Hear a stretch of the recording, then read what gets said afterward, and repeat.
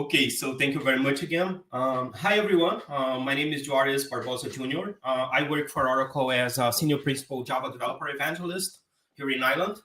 And today we are going to explore a new service called ODSA, the Oracle Database Service for Microsoft Azure. So without further ado, let's get started. For those of you who don't know me, I have 27 years of experience in IT in different roles concerning software engineering, developer relations. Out of that, 11 years in DevRel and developer communities. For companies like Microsoft, Oracle, IBM, and a few other ones. Before rejoining Oracle recently, I used to work for Microsoft in Ireland as the developer relations lead, and with strong collaboration with the communities in Ireland and also Western Europe.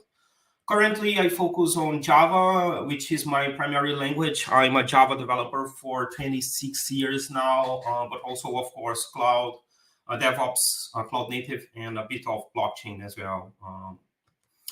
Okay, so today we want to explore the opportunities that are available for developers concerning the integration between Microsoft Azure and the Oracle Cloud, which is called OCI, Oracle Cloud Infrastructure.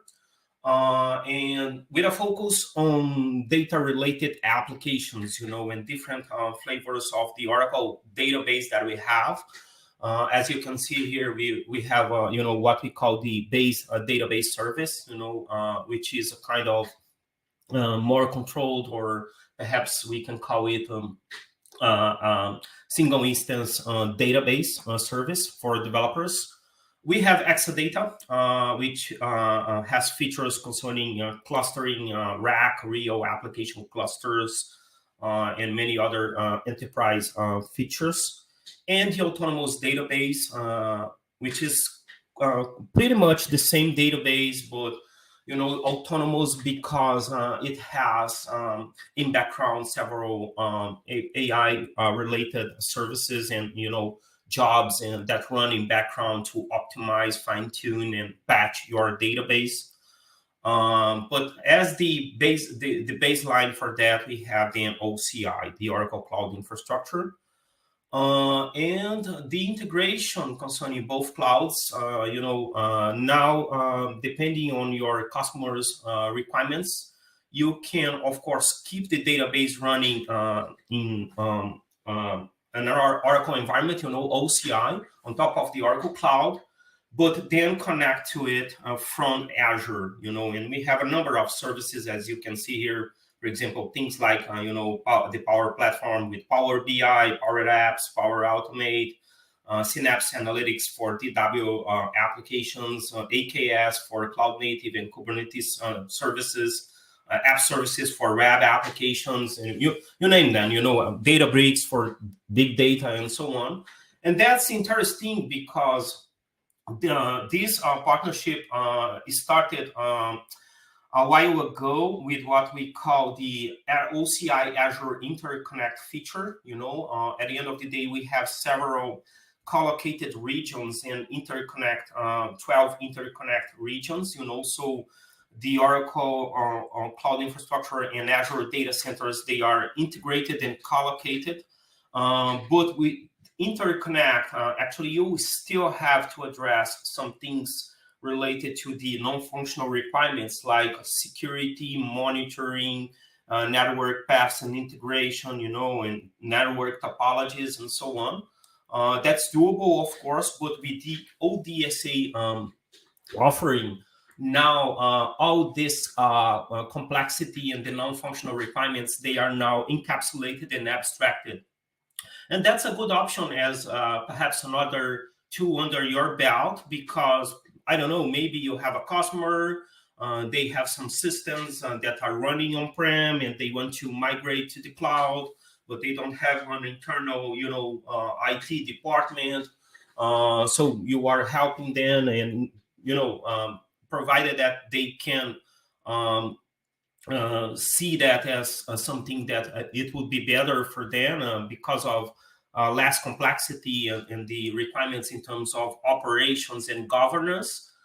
you can use ODSA, because you can migrate them from on-prem to the cloud, and we are talking about multi-cloud, so integration between the two clouds here. And some people, sometimes they think that multi-cloud and the hybrid cloud is the same thing, but usually when depending on the literature and the concepts and the terms, of course, and how people see those things, but usually hybrid cloud is when we are talking about on-prem systems and the cloud, and multi-cloud we are talking about this integration among different cloud environments and vendors.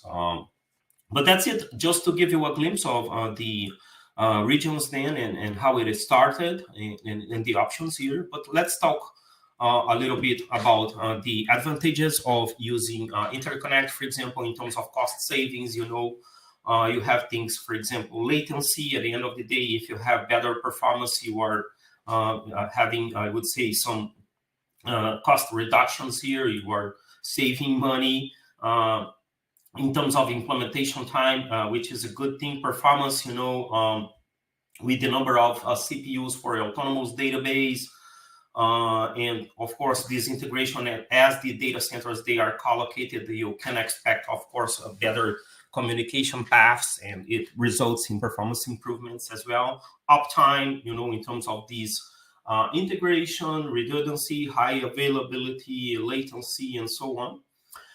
But let's talk now about the focus of my talk today, the ODSA service, which was announced last year by Satya Nadella and Larry Ellison during the Microsoft Ignite event.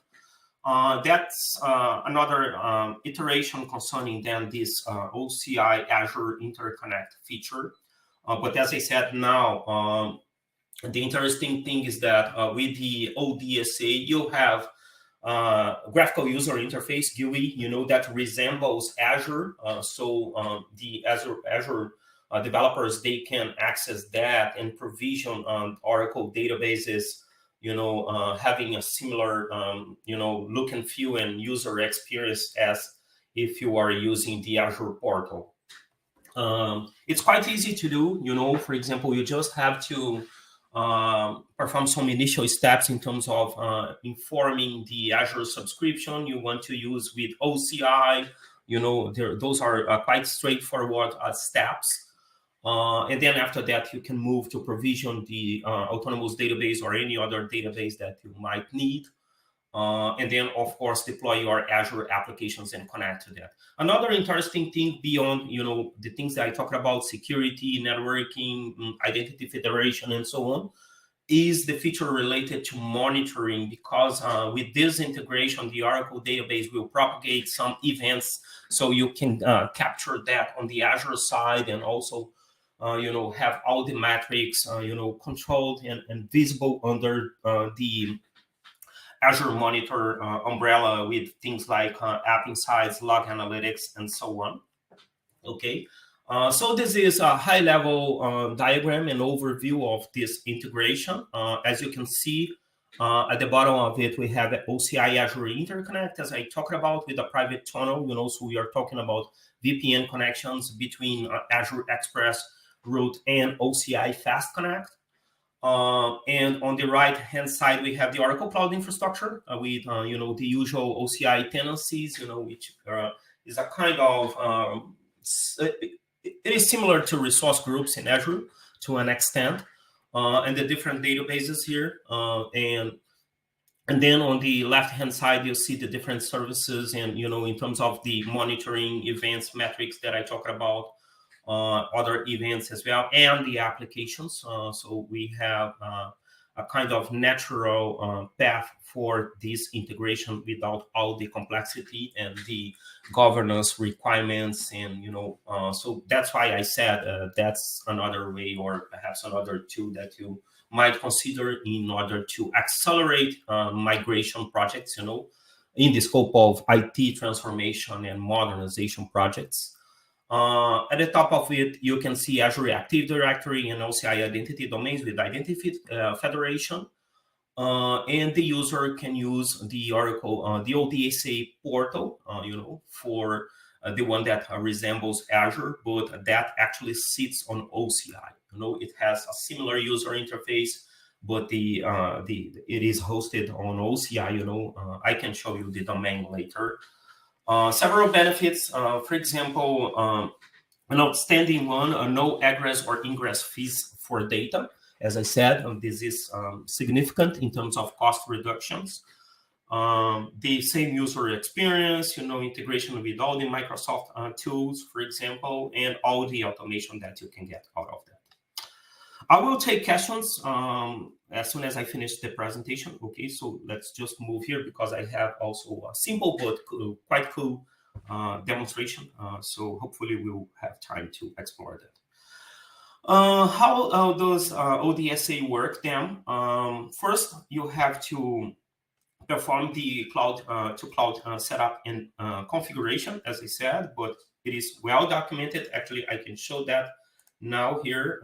I have this page here, so there's just a kind of guide for all the prep requirements here, in terms of the roles that you need on the Azure side, how to perform the linking and prepare the accounts and the regions, After that, you can, of course, manage the roles and the users on both sides. And provided that you finish these steps, you don't have to worry about anything related to security, networking, monitoring, or anything at all. Then you can move, of course, to provision a database, but that's a part of my demo today. So let's revert to the deck here. A second step, as I said, then you can move to provision on an autonomous database instance, on OCI. There are several operations that are actually performed for you out of the box. For example, things related to deployment, auto-scaling, automated backup, license management, restoration concerning the backups, the security, identity, access management, operations, auto-scaling, and database actions, which is quite nice because the service also provides an in-browser tool that you can use, so you don't need to install a separate, tool in order to access the database, model your databases and run queries, and or even do machine learning with embedded Jupyter notebooks. But at the end of the day, as I said, the good thing is that you can, of course, save money and simplify your deployments, accelerate your projects, and have everything, addressed by both and supported by both the Microsoft and the Oracle teams. Okay, so this is just to give you a glimpse of the ODSA interface. You can see autonomous database highlighted in red here. So that's how you can provision a database. So I can now change screens here and show you the actual user interface. So this is the landing page, but remember, it resembles Azure, but you can see that the domain is oracle.com here, okay? I can show you, for example, here, you just select the default subscription per the initial configuration and the default region, and that's it. So you can start to provision databases. For example, I have an autonomous database instance that I provisioned here, but if I, you can see the instance here, which is when I click it, it moves to this screen here. And it's quite easy.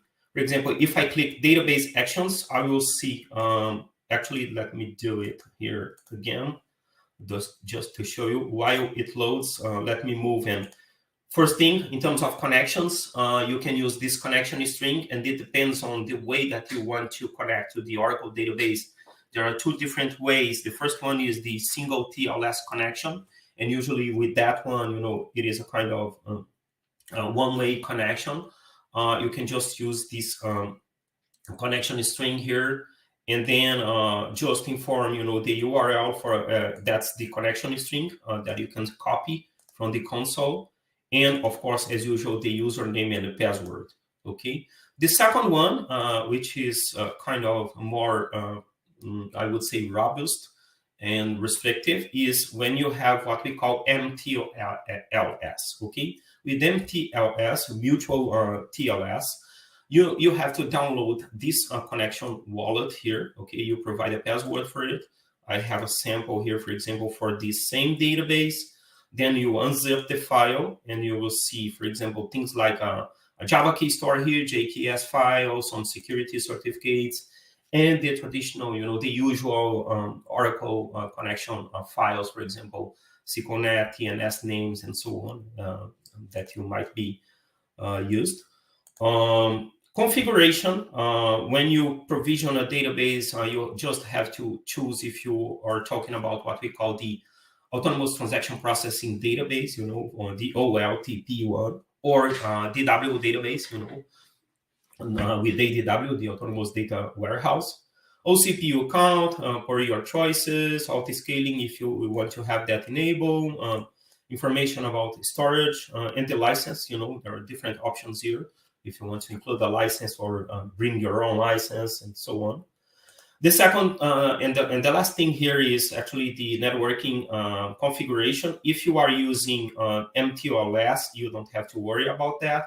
But if you disable it and you are using the direct TLS connection, you disable it, and then there's a way to kind of whitelist the IP addresses here, which, by the way, I got from the Azure Functions application that I created to run as part of this presentation and my demo.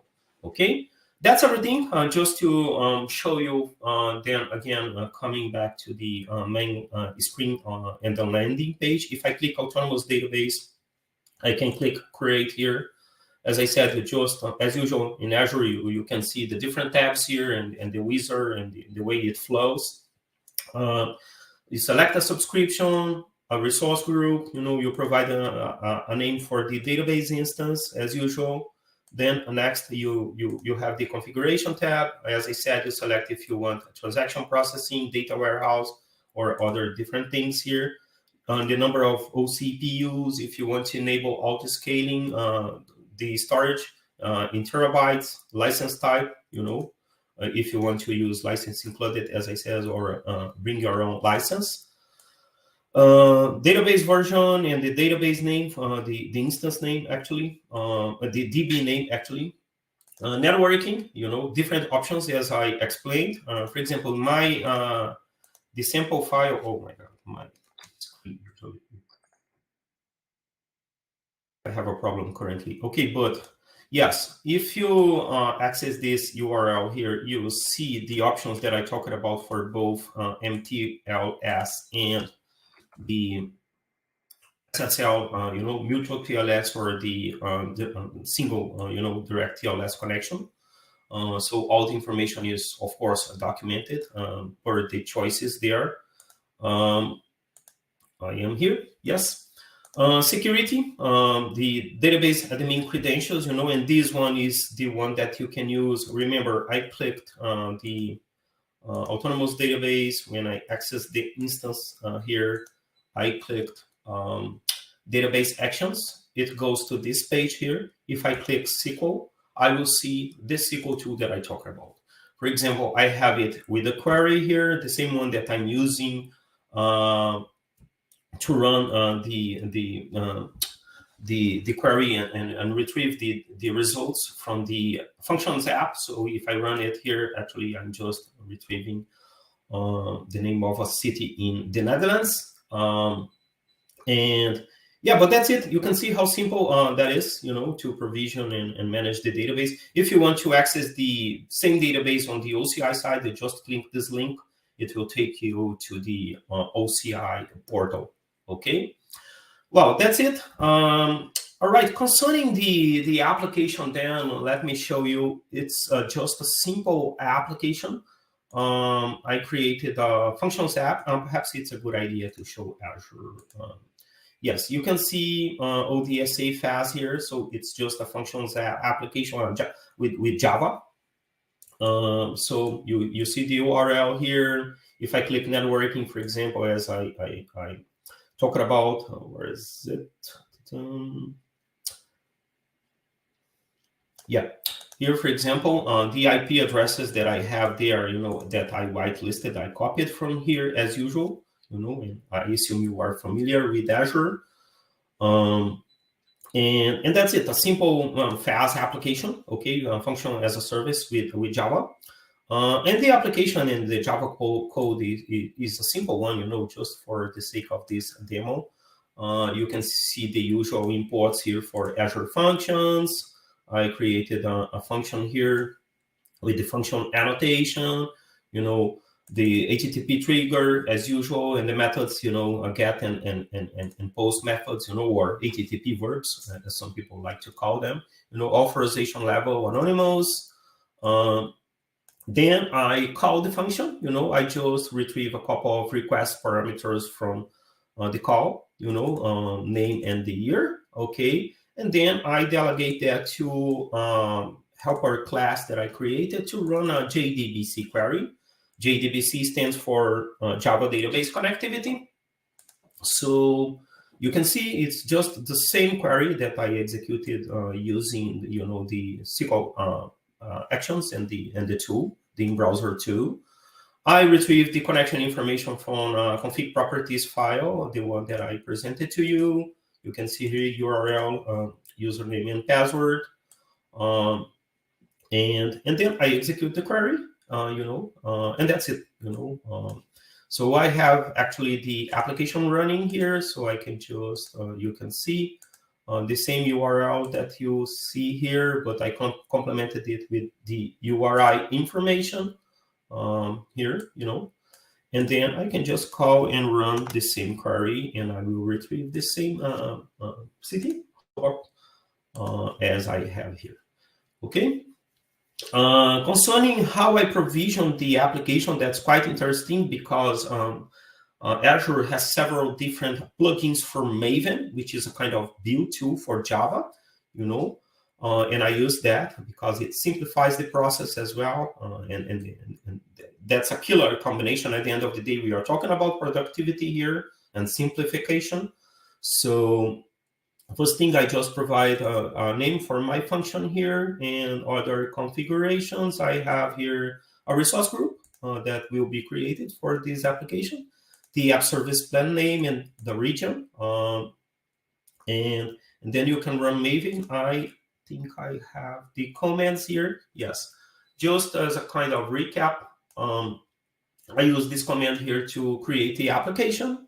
So I create I'm using Eclipse, but if you like IntelliJ or VS Code for VS Code with the Java extensions for VS Code, it doesn't matter.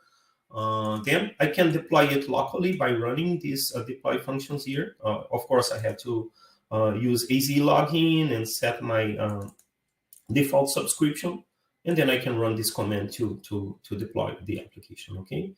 After that, I just go to the console. After I have all the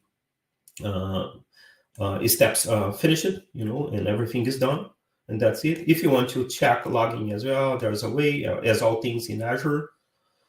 But that's it. And just to mention, I have a Medium blog, Juarez Jr. If you are interested, or if you can go to medium.com/Oracle DBs, And part 5 of ODSA for Java developers, I have the same Azure Functions application with all the steps here if you want to reproduce them and have a look at it. There's a link here as well. If you don't have an OCI account, you can just use the free tier to test it. And last thing, the source code is available as well. The link is provided here, but you can see that the FAS application, this is my GitHub account with a link to the very same post on Medium.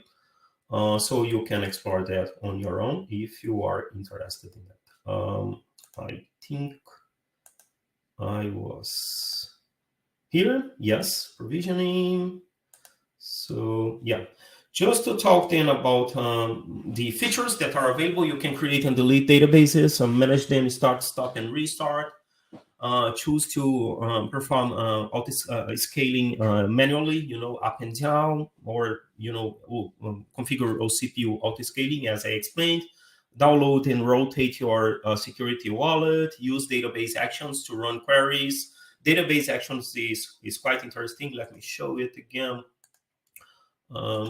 Okay, so if I come back here, you can see that you can also model a database here. As I said, we have Oracle machine learning here, so you can do Python notebooks, you can create charts, there's a graph studio here if you want to run graph databases, and that's the nice thing with the Oracle database, because you don't need to have several different disparate databases for relational databases or graph databases or NoSQL databases, regardless if that's a document-based or columnar database, for example, because Oracle is, and the Oracle database provides what we call the converged database. So with a single and unique, so as I would say, database engine, you can all the different databases and different types of data, for your requirements, centralized, so you don't have to have different, and disparate moving parts that will add, of course, more complexity to your projects. Okay. Yes. So key takeaways. ODSA, is a kind of very good option concerning the deployments or the systems that you have, where the Oracle database and Azure applications are there, and you have Oracle as the backend database and data source somehow.